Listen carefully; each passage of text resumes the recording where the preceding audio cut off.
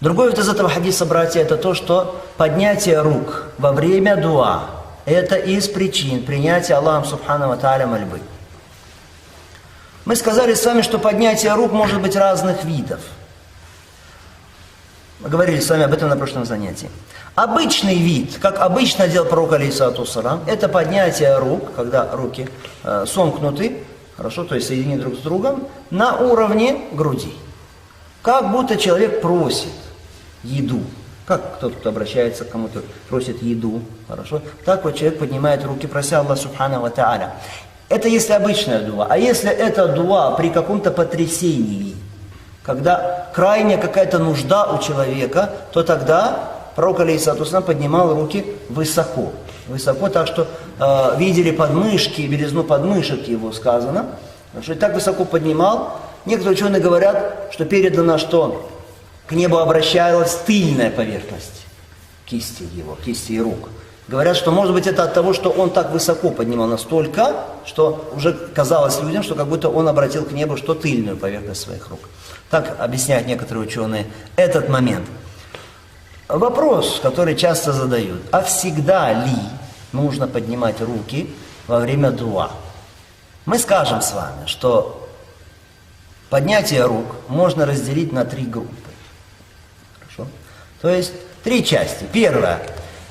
Это когда передано, что пророк алейхиссалату вассалам поднимал руки. Второе, когда передано, что пророк алейхиссалату вассалам не поднимал руки. Третье, когда ничего не передано. Ни что поднимал, ни что не поднимал. Ничего не передано. Понятно? 3 случая. Давайте поговорим теперь о каждом из этих случаев. Во-первых, что мы сказали первое? Если он передано, что поднимал руки. Пример этого. Когда хатиб, тот, кто читает хутбу, просит Аллаха Субхану ва Тааля о дожде или наоборот просит о чем, чтобы Аллах Субхану ва Тааля остановил дождь. Тогда сунна является поднимать руки. Почему? Потому что пророк, алейхиссалату вассалам, он делал это, как передано в достоверном хадисе. Потому что передал Бухари, это хадис Анаса, известный хадис, что пророк, алейхиссалату вассалам, когда он читал хутбу джума, пришел бедуин и обратился к пророку, алейхиссалату вассалам, со словами,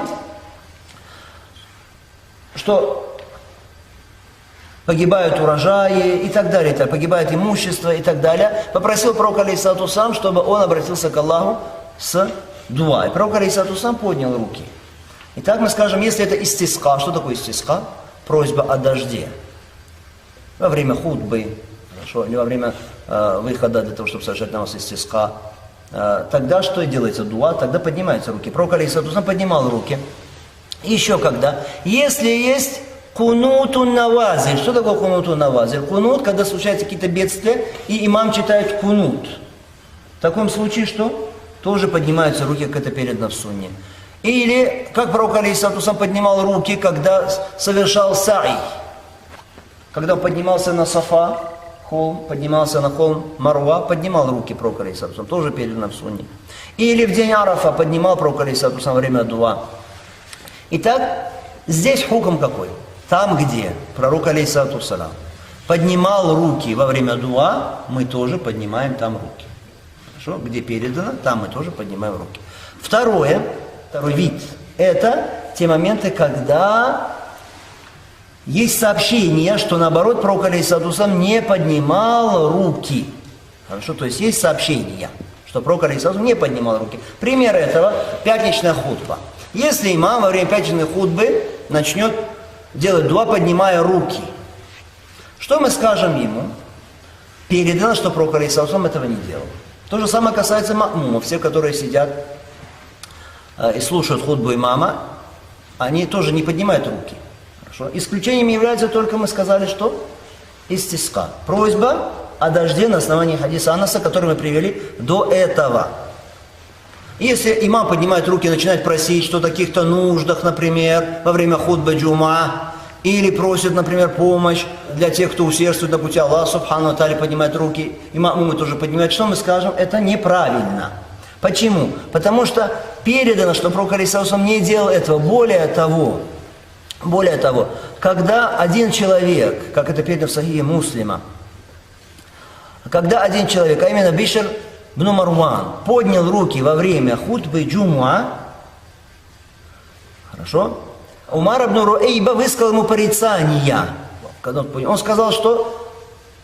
Он сказал, пусть Аллах обезобразит эти две руки, потому что я видел, что пророк, алейхиссалату вассалам, ничего не добавлял во время хутбы, то есть поднятия рук, кроме того, что он делал рукой вот так. То есть, как мы сказали, указание, знак указательным пальцем. Только это, во время дуа, во время хутбы. Что касается поднятия рук, то нет. Поэтому мы скажем, нельзя поднимать. Хуком этого нельзя. Передано, что это нельзя. То же самое, братья. То же самое касается, например, поднятия рук между двумя саджда. То есть один раз саджда сделал человек, земной поклон, сел, второй. В этом промежутке, если кто-то поднимет руки, что мы скажем? Нет, нельзя. Почему? Потому что пророк, алейхиссалату вассалам, передано, как он совершал намаз, и он не поднимал. Мы между двумя саджда делаем дуа, обращаемся к Аллаху с мольбой или нет? Да, обращаемся, раббих фирли, некоторые приводятся другие дуа, некоторые говорят, что вообще можно делать другие дуа, также помимо этого дуа. Но если кто-то после саджда поднимет руки в сидении между двумя суджудами, мы скажем, что нельзя. Почему? Потому что пророк, алейхиссалату вассалам, этого не делал. Хорошо, в ташаххуде перед саламом, когда человек читает ташаххуд и потом обращается к Аллаху с мольбами после тех обязательных зикров, которые он прочитает, после тахия, после салат Ибрахима, хорошо, после обязательного дуа. Если он начнет поднимать руки в ташаххуде, что мы скажем? Тоже нельзя. Тоже нельзя. Почему? Потому что передано, что пророк, алейхиссалату вассалам, не делал этого. Передано, что он не делал этого. То же самое касается, братья, поднятия рук после обязательных намазов. После обязательных намазов. Пророк, алейхиссалату вассалам, заканчивал намаз, хорошо, он говорил, что астагфируллах, астагфируллах, астагфируллах. По сути, это дуа, астагфируллах, прошу Аллаха прощения.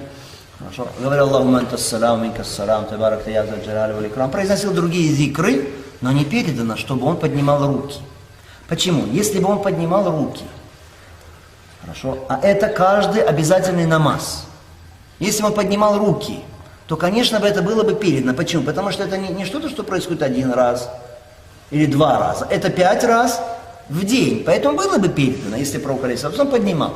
Поэтому сегодня люди, когда они произносят астагфируллах, астагфируллах, астагфируллах, Аллахумма анта ссалам, минка ссалам, поднимают руки, что мы скажем? Мы скажем, это не соответствует сунне. Хорошо? Потому что передано, что пророк, алейхиссалату вассалам, не делал этого. Поэтому и ты тоже не делай этого. Или некоторые после дополнительных намазов делают это. А некоторые даже просто поднимают руки, даже ничего не просят. Это просто ты видишь, что они просто подняли руки, обтерли лицо.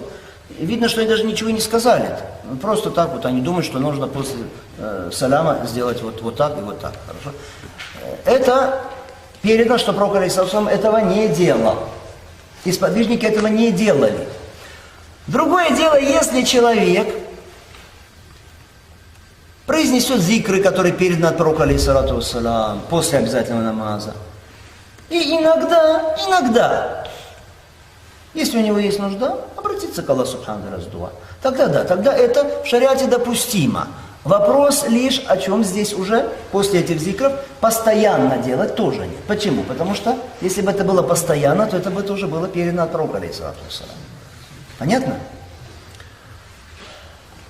Итак, то, что сразу после намаза поднимают руки люди и начинают, потом обтирают их, это что мы говорим? Передано от пророка, алейхиссалату вассалам, что он так не делал, поэтому мы также не делаем.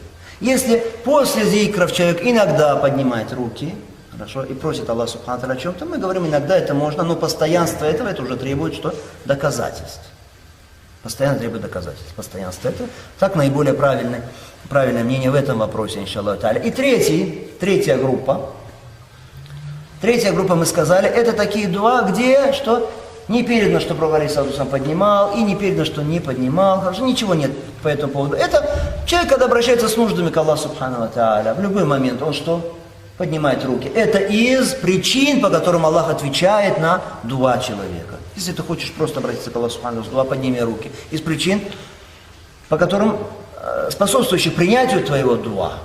Или во время дождя, будь то это, хорошо. Если человек поднимает руки, просит Аллах Субхану ва Тааля, или какие-то другие моменты, способствующие принятию дуа, человек поднимает руки, то мы говорим, что да, это хорошо, это способствует принятию дуа человека. Что касается, братья, поднятия рук между двумя хутбами, когда имам после первой хутбы джума садится, некоторые люди поднимают руки, здесь делают дуа. Почему? Потому что они говорят, раз ничего не передано, что не делал пророк, алейхиссалату вассалям, или что делал, значит основа в дуа, что при этом сунна поднимать руки. Хорошо? И поднимает руки. Порицать это, если не стоит, говорит шейх Усаймин. Если не стоит порицать это, может одно из мнений, но во всяком случае ближе к истине, чтобы не делать этого. Почему? Ближе к истине, чтобы не делать этого. Почему? Потому что не передано, чтобы так делали сподвижники, чтобы они между вот этими двумя хутбами поднимали руки, хорошо, и просили, поднимая руки Аллах Субхану ва Тааля.